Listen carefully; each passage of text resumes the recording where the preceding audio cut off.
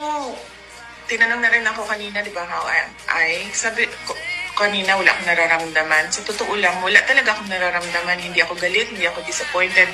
Nothing at all. Kasi, pointless naman Tama. na mag-harbor ako ng feelings about what happened.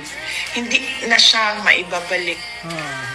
Hindi na mababalik si Pangulong Duterte sa Pilipinas.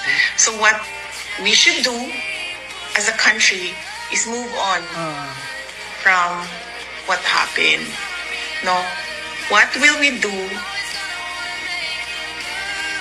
as our ways forward as a country and as a people from what happened?